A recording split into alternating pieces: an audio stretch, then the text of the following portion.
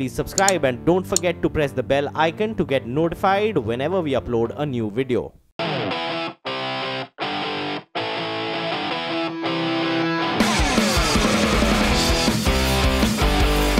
So the KTM 250 is obviously new to India. I mean, we had the 200 and the 390, and for this year obviously there's a 250 out.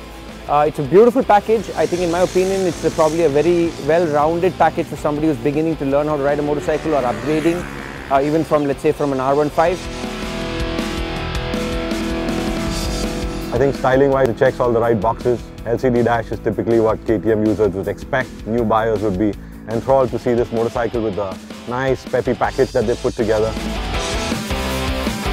It handled really nice. I mean, I felt it really stable through the corner, through the entry, the apex, and the exits. It felt like a motorcycle that that I would probably say, yeah, you know, if it was my first buy or a second buy even, it's something that I think I would really give it a lot more consideration than the 390.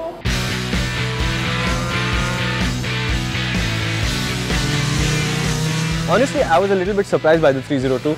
At the road test, we knew it was a good bike, but at the racetrack, I was a little surprised because it actually is quite a nice bike. I think a little bit of work needs to go in to finish it a little bit more. So I would say tackle vibration a little bit. I would tackle the weight of that motorcycle a little bit, but it handles very nicely. The engine sounds great. There's a small error in calculation there because you have to be buried in the red for it to actually go. So you're actually past the red line when the Benelli is doing its best work, which I think is basically a color mistake on the mirror, on the meter, literally.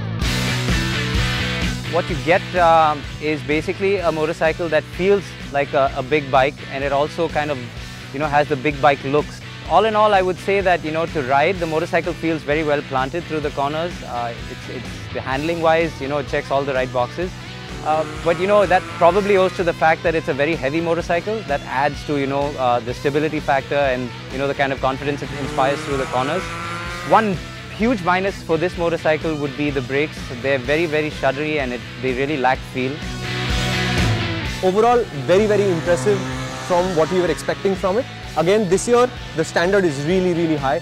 So I don't know that the Benelli stands there in the top 3-4 motorcycles, but very nice bike on its own. The Duke 390 is like a perennial giant killer because KTM seem to pack so much performance in and then not charge a whole lot of money for it. So they have become expensive this year, so they're over 2.5 lakh rupees this time. So it's not a frighteningly cheap motorcycle anymore where everybody else would be really scared about the KTM's pricing. But still, the amount of stuff that they're packed in terms of sheer equipment and the fact that this motorcycle is more refined, more mature, much nicer to ride and therefore much more capable, the combination is devastating. The engine is very refined. The gearbox is also extremely refined and smooth. The brakes are excellent on this bike. The power delivery is linear. And if you like, you know, the Super Duke looks, this bike, you know, is basically a shrunk down version of that. I think it's a great looking motorcycle. It basically ticks all the right boxes and you know, the biggest thing about this bike for me is the price. To me, it will be one of the top contenders this year, if not the winner.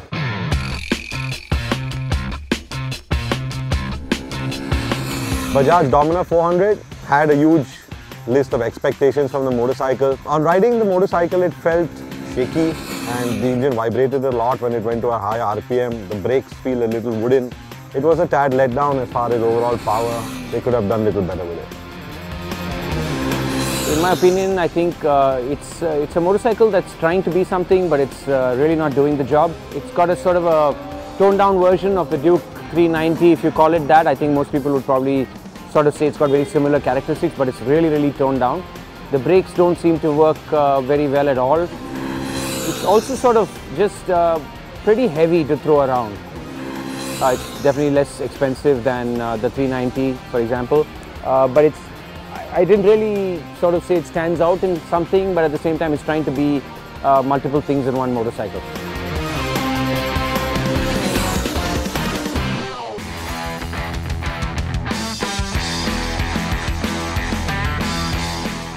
The Harley-Davidson Street Rod is a more evolved version of the Street 750 that was launched a couple of years ago.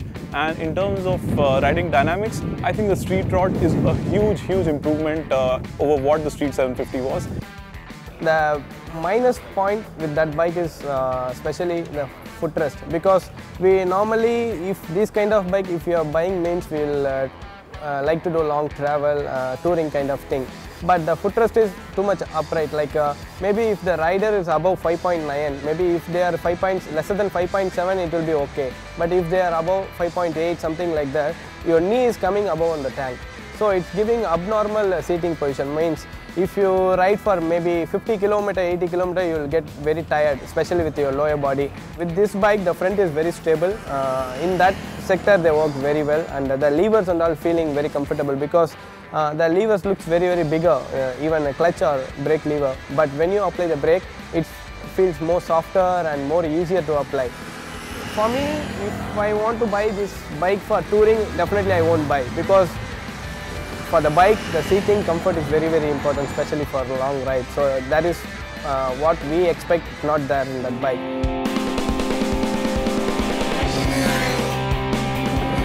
Street Triple S is the lesser potent version of the Street Triple RS that has been launched this year. It's still the same old friendly, easy to ride motorcycle that makes it easy for anybody, even without experience on bigger bikes, to jump onto it and start riding the bike. Of course, you've got a bigger engine with slightly more power as compared to what the previous generation offered. Technically, I'm saying whenever you apply the brake, or whenever you're approaching the corners into the in racetracks, or whenever you want to open gas as soon as possible, everything the bike is supporting. For on road, it's perfect, because the power delivery is very smooth. Not like some other bike, because some other bike, if you touch the throttle, the power delivery is very erratic, so suddenly you will get uncontrolled, something like that. But with this bike, always the bike is into your hand. Whatever you're saying, the bike is doing that, something like that. The handling is still as sweet as ever. The power delivery is nice, although I think the Street Triple S particularly is priced slightly higher than it should be.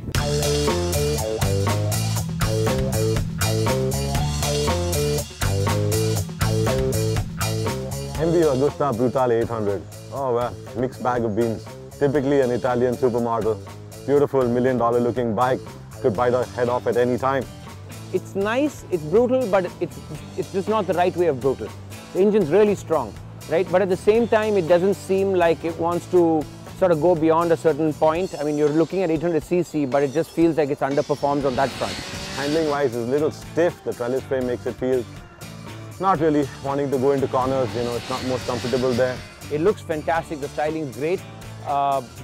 Very twitchy, the bike is just not what I call if you chop the throttle, you get back on the throttle, it just wants to do a lot of things. And that's affecting the chassis, the handling. But once it's in a straight line, it just feels like it revs really quick. It gets to 170, 180, especially in these tracks, fairly quick. But it just doesn't give me a feel that do I really want to spend that kind of money to own a Brutale, apart from the name or the style. Overall, I think it's a great urban motorcycle, good hooligan bike, ride around the street, strut around, good for that.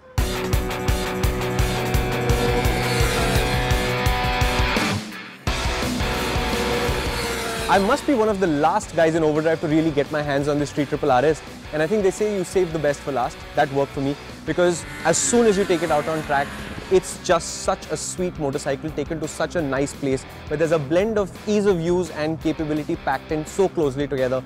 I think it's brilliant. Triumph has come out with a motorcycle that ticks every single box. In terms of what you could use this bike for, it's so versatile, it's so agile, it feels as at home on the racetrack as it does on the street. It has a race mode and a street mode. On race mode, it's kind of like Dr. Jekyll and Mr. Hyde. It kind of unleashes a beast within, and the insane power delivery is something that I instantly fell in love with. Excellent fit and finish, the quality was amazing, the brakes were great, the display, the gauges, everything feels premium, as well as the tires. They come on Pirelli Supercorsa tires, which are very grippy tires, and they seem to work well on the road and on the track. I've always said that the Street Triple range in India has been slightly more expensive than it needs to be. I think it needs to be about ₹1 lakh cheaper across the board. So to me, the RS is a little bit more expensive, but promise you, everybody in pit lane agrees it's expensive, but they'd spend the money and get one.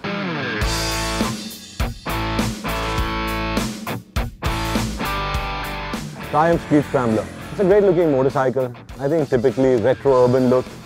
Triumph's gone out there, try to enthrall some new audiences with the styling.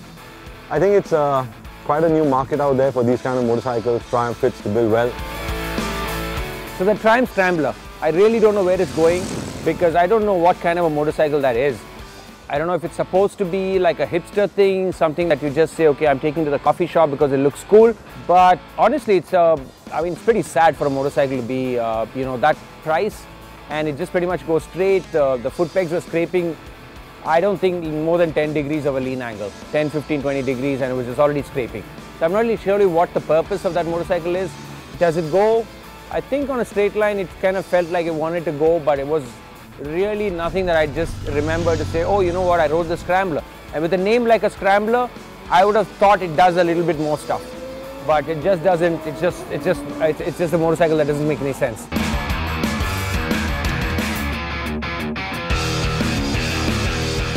The Honda Africa Twin is a very special motorcycle to get launched this year, and that's for several reasons.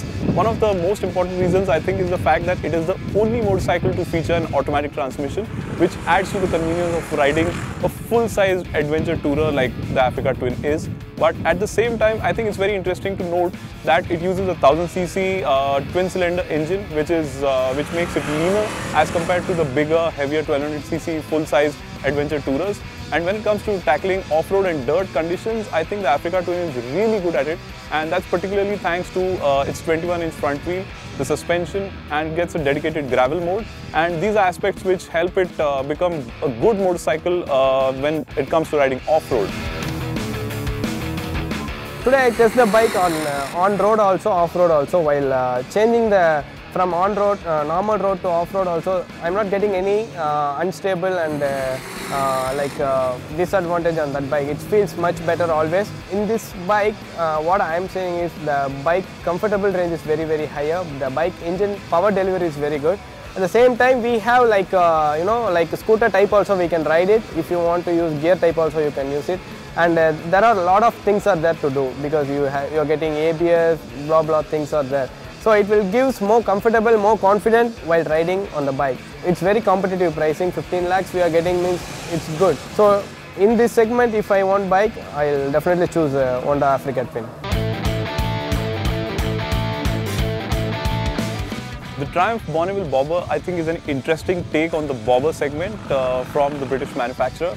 Bobbers are getting hugely popular in the country. We've seen at least a couple of launches in the last year or so.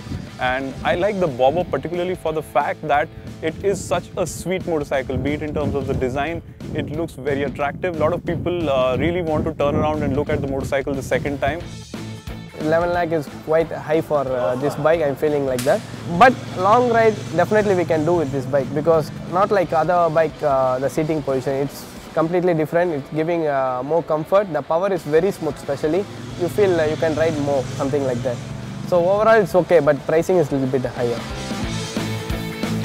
The only drawback I can think of is the fact that the bobber is a single seater only. You do not get a pillion seat, so you can only ride it alone.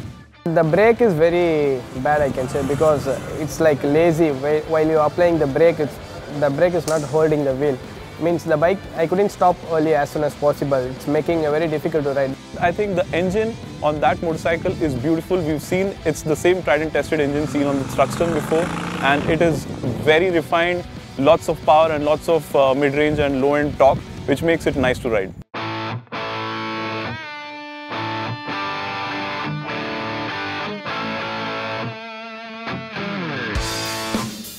Harley-Davidson Fat Bob, the VMAX, the Brutus. Yeah, nice, muscular, butch-looking motorcycle. Tad little heavier on the front, just like most Harleys. Little reluctant to turn in, feels a little heavier on the outside. I think the styling is very nice. It's a good urban iteration that Harley-Davidson has put out there. Will appeal to a lot. I think it's good for single riding. Suspension is a little stiff riding 2-up. Good bike overall. The Fat Bob, I think I kind of enjoyed it, honestly speaking. It was a really nice handling bike. The ergonomics could have been obviously better, but it's not meant to do that. It's not meant to go through corners. But it felt nice, it felt stable, good brakes, decent through the corners, except for the fact that it doesn't have enough of a lean angle to get you through even guard sections. So it's a little bit of obviously a cruiser, go to a coffee shop kind of bike. But I thought it was it's nice, but again, it's a surprise in terms of nice.